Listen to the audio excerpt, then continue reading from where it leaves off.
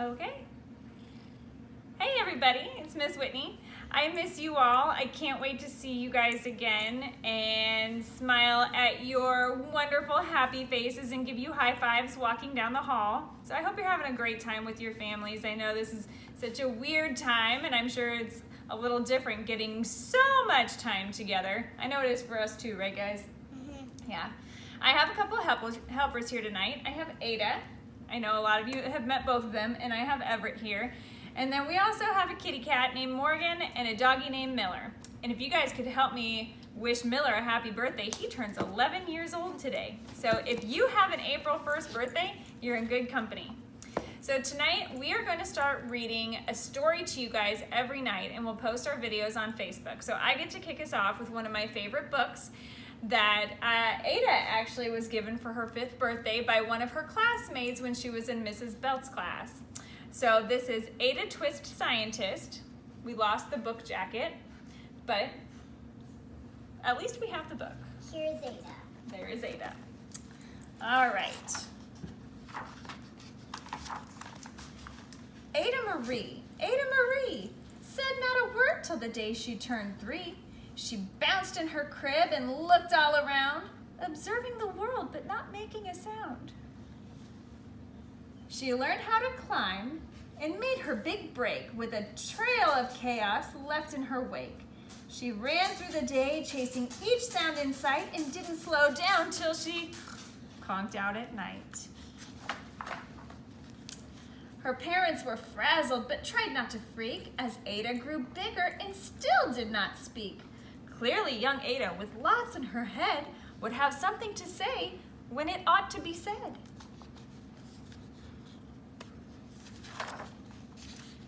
That's just what happened when Ada turned 3. She tore through the house on a fact-finding spree and climbed up the clock just as high as she could. Her parents yelled, "Stop!" as all good parents would.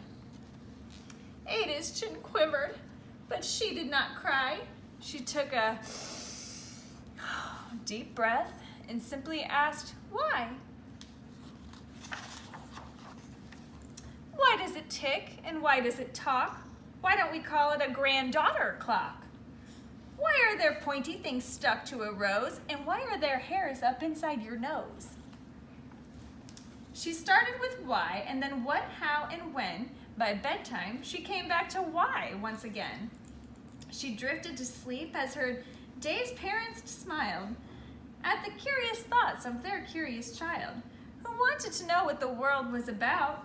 They kissed her and whispered, "We'll figure it out." Her parents kept up with their high-flying kid, whose questions and chaos both grew as she did.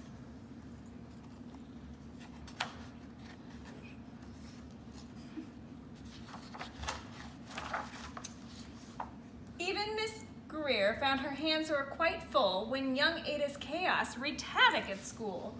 But this much was clear about Miss Ada Twist. She had all the traits of a great scientist.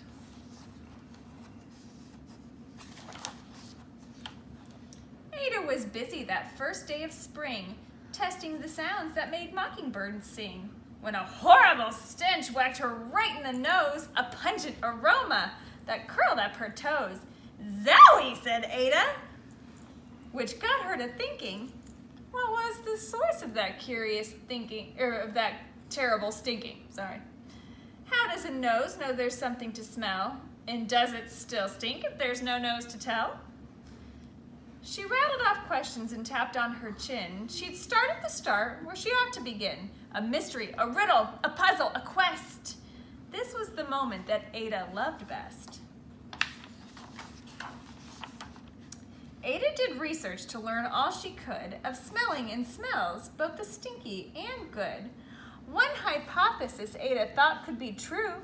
The terrible stink came from Dad's cabbage stew. What? They can't see. Okay, just go around. She tested and tested, but soon Ada knew it was time to come up with hypothesis 2. Then zowie! Oh, the stink struck again, just like that. Hypothesis 2, it's caused by the cat. That's why I brought the cat. The cat couldn't make such a stink on its own. It needed perfume and some fancy cologne. So young Ada tested. The test was a flop. She started again, but her parents yelled, "Stop!" Ada's starting to put the cat in the washing machine.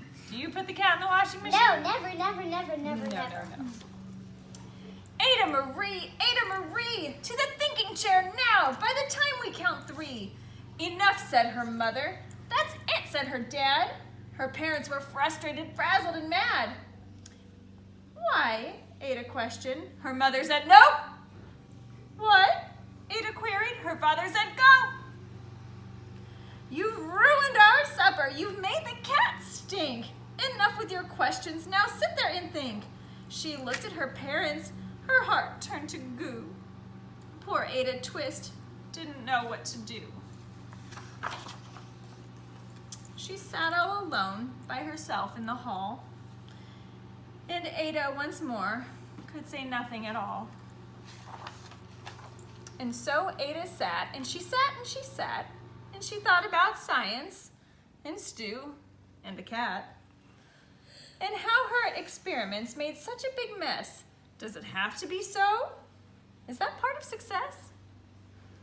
Our mess is a problem, and while she was thinking, what was the source of that terrible stinking? Ada Marie did what scientists do. She asked a small question, and then she asked 2, and each of those led her to 3 questions more, and some of those questions resulted in 4. As Ada got thinking, she really dug in. She scribbled her questions and tapped on her chin. She started at why, and then what, how, and when. At the end of the hall, she reached why once again. Oh my, look at the wall. That's a lot of writing. I don't want to write on the wall.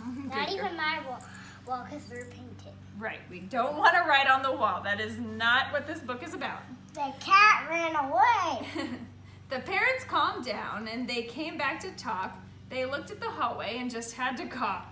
No patch of bare paint could be seen on the wall. The thinking chair was now the great thinking hall. They watched their young daughter and sighed as they did. What would they do with this curious kid who wanted to know what the world was about? They smiled and whispered, we'll figure it out. Mom and Dad, how often do you say that? We'll figure it out. And that's what they did, because that's what you do when your kid has a passion and heart that is true. They remade their world, and now they're all in the act of helping young Ada sort fiction from fact. She asks lots of questions. How could she resist? It's all in the heart of a young scientist. And as for that smell, what can Ada Twist do but learn all she can with her friends in grade 2? Will they discover the stink that curls toes? Well, that is the question, and someday, who knows? Yep. Maybe we'll read some more books. That's the end. This was Ada Twist, Scientist, written by Andrea Beatty, and spoilers, she's written a lot of these books, so maybe we'll read some more of them as we go along. That is it for tonight. I wish you all sweet dreams and good night.